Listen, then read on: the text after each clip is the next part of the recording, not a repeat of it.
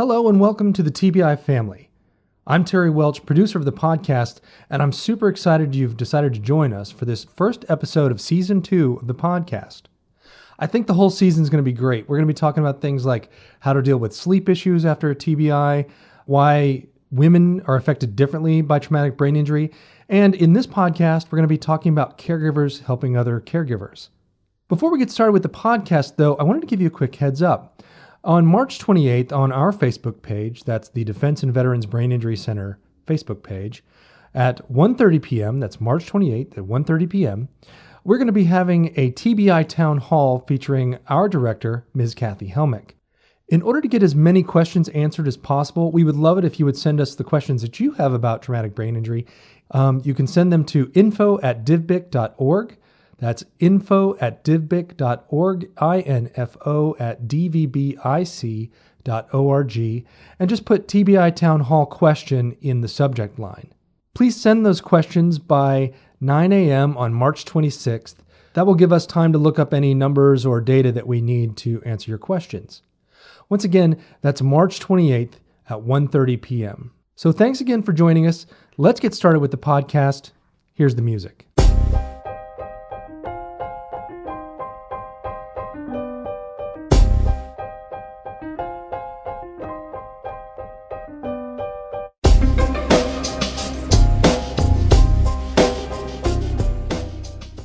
Welcome to Season 2 of the TBI Family, the podcast for caregivers of service members and veterans who've experienced traumatic brain injuries. This program is produced by the Defense and Veterans Brain Injury Center, otherwise known as DivBic. I'm your host, Dr. Scott Livingston. We've got a great season planned for you. We're going to give you advice on how to best advocate for your care recipient. We'll discuss how to recognize and deal with depression. We'll talk about caregiver self-care and why taking time for yourself is necessary. And we're also going to look back at the financial and legal issues that can be problematic for caregivers. There will be a lot more to this season too, so if you're not already subscribed, why not take a moment to do so now so you don't miss anything? We'll be here when you get back. If you feel like the podcast has been helpful or interesting, why not give us a review on iTunes or whichever podcast program you prefer? Reviews make us easier to find in the search tool, which helps other caregivers to find us as well. We found out recently that the TBI Family is the most listened to caregiver podcast in the nation, thanks in no small part to those of you who've provided reviews or shared the podcast with your friends. We're proud of the success of the podcast and thank you for your help. If you're new to the podcast, feel free to go back and listen to the 10 episodes that made up the first season. The subjects of each podcast are right in the titles, so there's no need to listen in order. Just pick a topic that interests you. If you feel like we're missing a topic, let us know by emailing us here at info@divbic.org. In this episode, we're talking about caregivers helping other caregivers. So let's get started.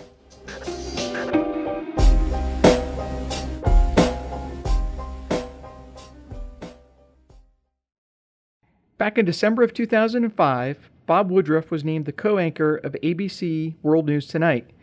He'd won multiple Emmys and was known for reporting from some of the world's most difficult places, including North Korea, Afghanistan, and Iraq. A little over a month after rising to ABC's anchor desk, Woodruff and his cameraman were injured by an improvised explosive device near Taji, Iraq. Shrapnel and stones penetrated his face and neck, and he suffered a TBI severe enough to require that a portion of his skull be removed to ease the pressure on his swelling brain. The left lobe of his brain was injured, leaving him with language difficulties that would keep him from the anchor's chair. He spent 5 weeks in a medically induced coma and awoke to a life that had changed forever. But his wasn't the only life that had changed. A writer, businesswoman, and mother of 4, Woodruff's wife, Lee, also realized that her life would never be the same. Thrust into the role of a caregiver, and the caregiver of the nation's then most famous TBI patient at that, Lee saw areas in which caregivers could use help, so she and her husband leveraged the attention that they were receiving to found the Bob Woodruff Foundation. Lee Woodruff spoke with TBI Family producer Terry Welch about the shock of becoming a caregiver, and why she and her husband created their unique organization. So last season, we started this whole podcast off by talking to people who had kind of only just joined the ranks of caregivers. Could you tell me what those first days were like for you? Well, the first days of caregiving for me were just a blur. And I think for most people thrust into that situation, you're just kind of still in shock. So if you're caregiving somebody, and I'm going to imagine most brain injury patients, it's been a sudden event that has caused the brain injury. So I think you're just making it sort of day by day. You're trying to learn as much information as you can, and you're in a state of shock. So then over time, you and your husband, you were led to found the Bob Woodruff Foundation. Tell me a little bit about what led you to actually found the foundation itself. Well, Bob and I we were civilians in Walter Naval Medical Center and in Bethesda. And we got the same care as every other service member there, which was absolutely excellent at the acute care stage. But I was thrust into a world of military families that I was really not familiar with. Bob had been covering wars for 10 years, so he knew a lot about the military, about the culture. He had a number of friends who he'd been embedded with. But to me, I was struck so much by the absolute humility and just sense of family of so many of the people I met who were doing this without a lot of support. Our journey really diverged from those of everyone else when we left the acute care stage and went on to a private hospital because Bob was a civilian.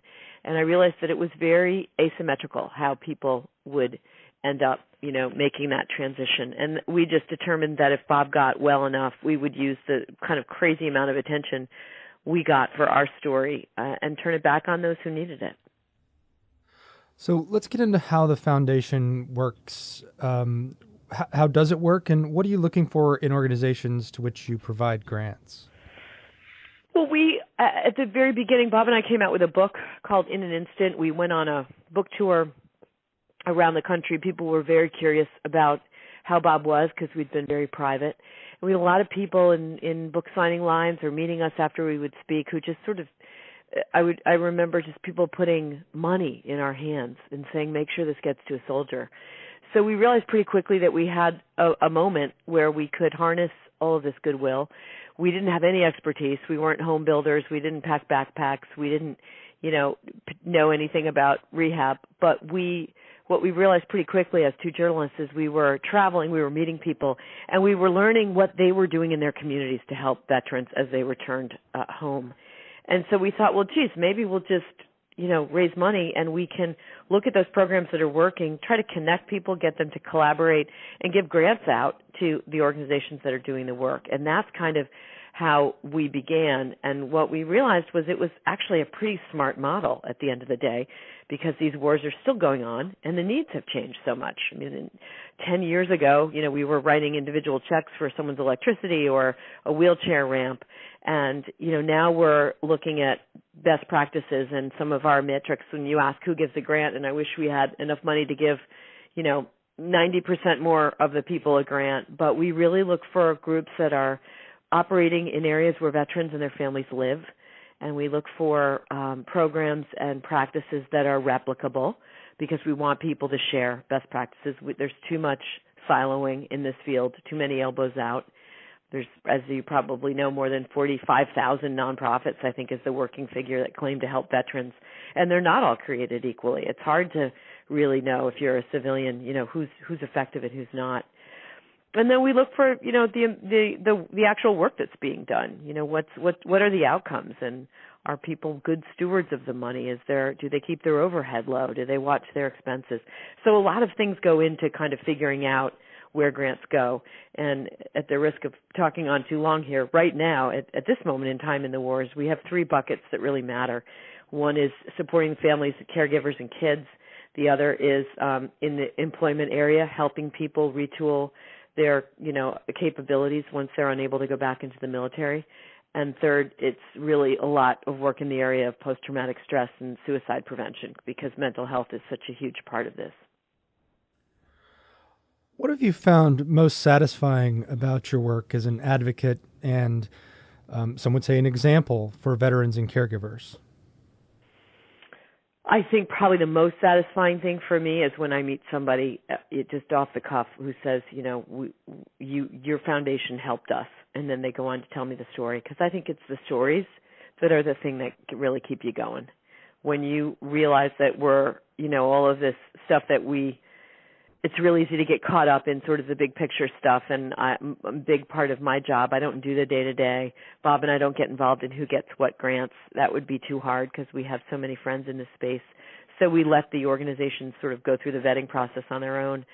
And I do a lot of fundraising. So that's big picture stuff. That's putting on some high heels and makeup and walking in a boardroom and asking people for money. And when I get the chance to intersect with somebody who we've actually helped, that's huge. What would you say to those caregivers who might be struggling with even just the day-to-day aspects of care and, might not have the time or means to start an organization like you have? I get asked a lot from people, not just in the brain injury field, but somebody who's come through something traumatic or had an experience with losing somebody or battling a disease. And I get asked a lot about creating a foundation, a nonprofit. And I say, my answer, honest to God, is run the other way. Don't do it. And people laugh and they look at me like I'm crazy, but I don't think we had any idea what we were getting into when we did this. And America is the most generous nation in the world, and people are so great about, doing a fun run or a bike challenge across America. But nobody, when they start a 501c3 thinks about the nitty-gritty things. They don't think about the fact that the government comes in and looks at your books every year, and so you have to have bulletproof accounting, and you have to do a whole host of things to be a charity and to keep that status. You have to worry about health insurance for your employees if you have employees. All of these things that essentially are running a business. And I say to people, we're also quick to do, Mickey's fun run for, heart disease. And these are great things, but there's probably somebody out there who's already trying to raise money for heart disease, research, care, whatever it may be. So do your fun run, but have the proceeds go to that person. And I think we have so many different areas where people are working on the same cause sometimes, but not always connecting. And there are amazing charities out there where you don't have to go to sleep at night, as I used to do in the early days, and say, oh my gosh, we have 5 employees and I'm responsible for them having jobs and having a paycheck coming in and paying their mortgage. And this feels like a lot of responsibility on top of taking care of my husband. So think really hard about it, how much you want to be an entrepreneur, because that's what it feels like at times. Finally, are you heartened by the current state of TBI research, or how do you feel about the current state of TBI research? So I think that the wars and the vast numbers of TBI have certainly brought more attention to research, and I'm really heartened by that, because the brain is a big, old, complicated thing, and we've got lots of stuff to figure out. But just in the 10 years that I've been focused on this area, looking at the ways that we now add in non-traditional treatments or consider alternatives or holistic therapies, I'm really heartened by that.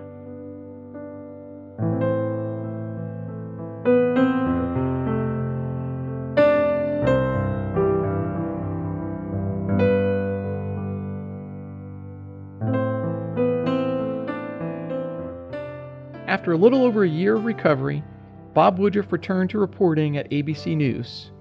He has said he has about 90% of the mental capacity he once had, but despite ongoing symptoms, he won his most recent Emmy in 2015 reporting on the Rohingya refugee crisis in Burma. For more information on the Bob Woodruff Foundation or the organizations it assists, visit bobwoodrufffoundation.org.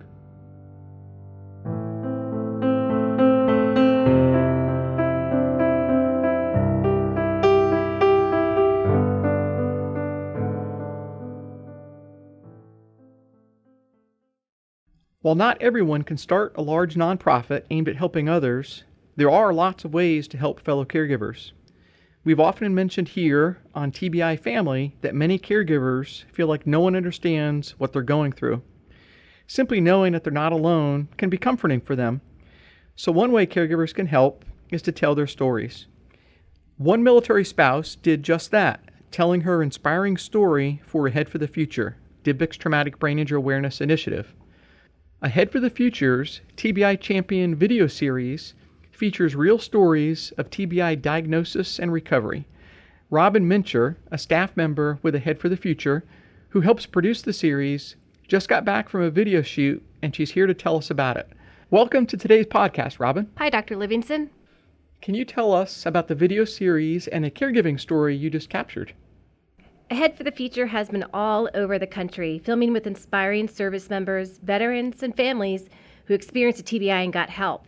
Their stories can benefit others through insights about preventing and recognizing signs and symptoms of a TBI, seeking treatment and support, and overcoming challenges that confront both a service member or veteran and their family members. We filmed with people like a Coast Guardsman who fell 60 feet while he was rock climbing, and a veteran who had symptoms but tried to tough it out for years without support. Yet we hadn't touched on a vital part of these compelling stories, the caregiver. That's where Jasmine and her 4 kids come in. Jasmine is a former airman in the U.S. Air Force. She cares for her husband, Wally, a retired Marine Corps officer who sustained a TBI in combat. Jasmine and Wally opened up their home to me and a small video crew to film with Ahead for the Future and show us what caregiving for someone with a TBI is really like. It's not what you think. How about I take listeners on set to meet the Blair family? Yeah? Your name for the 4th time? Yeah, exactly. I'm speaking. Hey, roll. Sorry, I get really nervous. All good. First, we'll meet Jasmine. She's showing me where she puts the keys. All right, so this is Wally's office. This is where he normally does all of his schoolwork, and this is where I stage his keys and his wallet and his phone. So that way in the mornings, first thing he knows where everything is and doesn't have to worry about looking for anything at any point in time. Good boy. No shame. Jasmine's giving a tour of the things she does every day to help her husband, like keeping a daily calendar for scheduling activities, appointments, and reminders. We have multiple calendars in our house. I make sure any appointments he has or anything that I need of him, that I put it on his phone calendar, and then I have a calendar above his desk for stuff that I need him specifically to handle, and then I have a family calendar. Jasmine has been a caregiver ever since Wally sustained a TBI in a combat incident that earned him the Purple Heart. Yet she's not the type of caregiver you might think of. She's not giving Wally medication, although she does make sure that he remembers to take it. She doesn't bathe him or feed him or help him walk, although some caregivers do these things for loved ones who have more severe TBIs. Wally was diagnosed with several mild TBIs. He experiences challenges with his memory and other symptoms every day. Here's Wally. Some of the symptoms do still reside, but I think the family structure and the home life right now is setting the structure that I can maintain where I am. You'll probably look around here, you'll see like 12 calendars to include everything that dings and everything else, just to make sure that we're all on the same sheet of music. Meeting Wally, you'd never know he has a TBI. He's led a successful military career, serving for many years in active duty after his diagnosis. And he's studying now to become a teacher. He's smart, witty, and a great dad and husband. TBI is called the invisible wound of war in the military community. It's not seen as a physical injury, but it affects the lives of Wally, Jasmine, and their 4 kids every day, and many other military families daily. Sometimes it is difficult to see him struggling and then have to pull people aside and discuss what he's been through. They've known he was in the military, but because it is a unseen thing and you don't really know they have it because it's not, it's not an instance of, you were shot or something like that. You can't see what's going on in his brain. And Wally's not alone. Since 2000, more than 375,000 service members have been diagnosed with TBI, and many of them are cared for by a military spouse just like Jasmine. Caregiving for TBI is different for everyone because every TBI is unique. People with the mild TBI have persistent headaches, can't sleep. Others have problems with their balance or hear ringing in the ears, and there are many other symptoms. Some people have a combination of symptoms, which can make it an even greater challenge for the caregiver. So like Jasmine, everyone caring for a loved one with TBI needs to find the best way to adjust their lives. Because there are so many resources out there for caregivers, you do have to take the time and energy to put into what might help you or your family or your service member, because it's about finding whatever works for you in your particular situation, since not everyone is the same, and knowing where your strengths are and where your weaknesses are, and going in with the organizations that you feel like can better help you become what you need to be. Including learning ways to tackle the challenges as a family. She's making it better for our children as well. And they're very apt to what it is I'm going through, and very educated on that as well, thanks to her.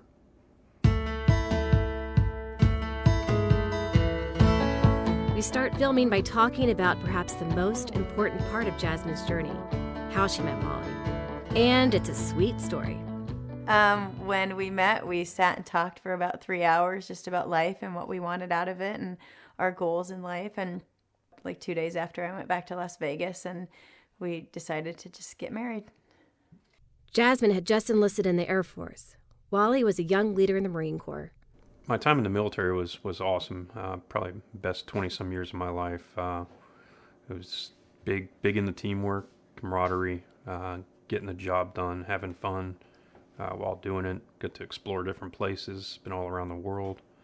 And more importantly, just met my wife right around my 2-year mark, so she spent most of my time in the career with me. So it was good times. Wally deployed several times throughout his military career, while Jasmine took care of their growing family. In 2007, one incident would change his life. I was conducting a relief-in-place convoy, 3 days in country.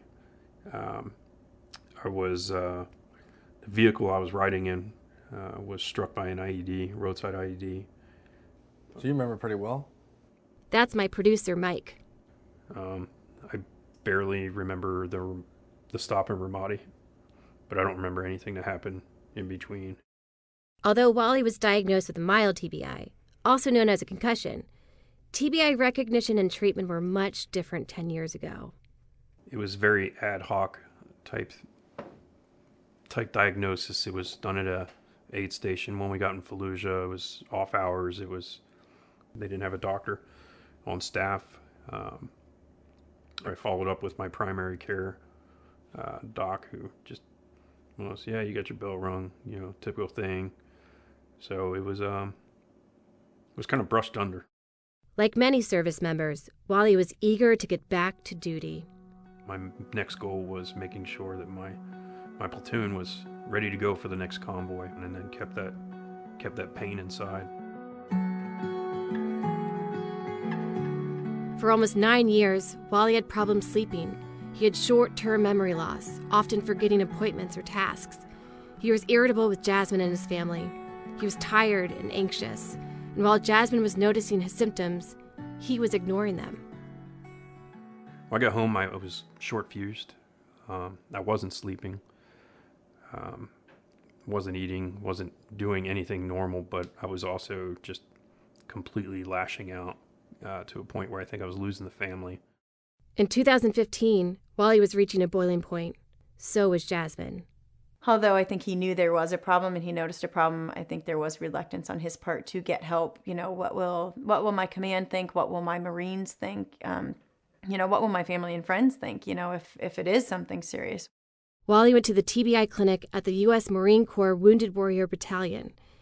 He was assigned a recovery support specialist from DivBec, and he told her everything: the symptoms he was experiencing for years, the pain he was going through, and the fear of asking for help, with Jasmine by his side.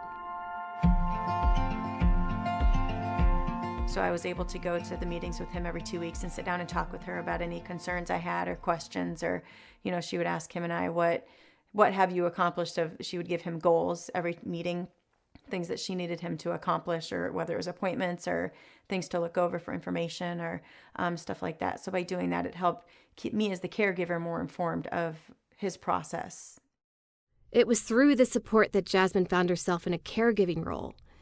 Now that they knew what they were dealing with and had resources to help them, life started to return to normal, a new normal after TBI. Wally still copes with the symptoms, but he continues treatment with the health care team, and Jasmine understands him and helps him cope. My goal every day is just to know that when we, close down for the night to go to bed, that we have let him lead a normal day and be productive and still maintain his dignity and respect throughout the day without making him feel like if he forgot something he wanted to say or something important he was supposed to do, not coming down on him. Jasmine knows when Wally needs to rest or if he experiences anxiety or other symptoms, and she also knows when to take care of herself too. I feel it's important for caregivers to take care of themselves, because if they're not doing that, then they can't really better support their service member or their family. If they're constantly at a point to where they're stressed out, and there have been many days for me to where I haven't done what I needed to do to take a time out, and I've noticed myself getting frustrated and becoming short with him. And as a family, Jasmine, Wally, and the kids are all in it together. It's just due to the TBI, it just makes him a little bit more agitated at times. And, if they see him in that state, they'll walk up to him and be like, hey, do you want to go for a walk, or do you want to go for a bike ride? So they know what they need to do individually or as a group to better help him. After the interviews, Jasmine continues a tour of their home. She pauses at a wooden table that serves as a display box full of Wally's military medals. Standing out in between rows of badges, medals, and other honors is his bright purple heart. It's a source of both pain and pride for Wally. I didn't do this for the ribbons, the medals, the pay. And frankly, I don't like to wear my ribbons, because it turns into, you've been there, you've done this. And my wife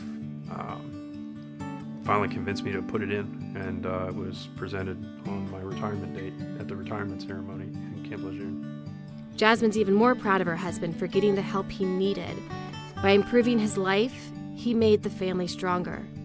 I'm very, proud of him for making sure he stuck with it and did what he needs to do to help himself through the process, because as a caregiver and as a family, we can only do so much. He has to meet us halfway in the process, so it's us doing our part and him doing his, and he's went above and beyond to complete his part of this whole process, and continues to work on, looking for new ways to, help relax and things like that. And while caregivers and military families don't often get medals, Wally would gladly give them his. I mean, they've paid more of a price than I have, of just working with me and then being there for me throughout the years.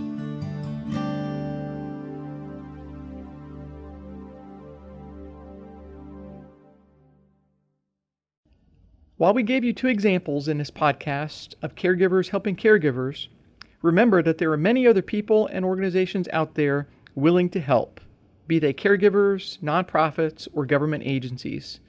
If you're looking for assistance, you can find a list of organizations that provide help in our family caregiver curriculum, which you can download at TBICoE.mil.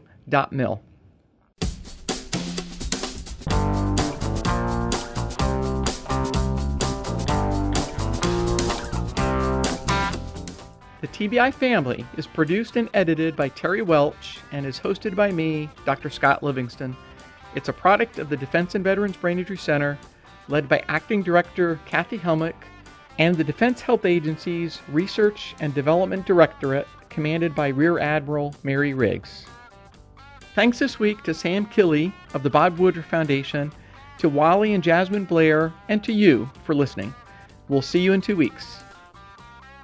The views, opinions, and/or findings contained in this podcast are those of the host, reporters, and guests. They should not be construed as an official Department of Defense position, policy, or decision unless designated by other official documentation.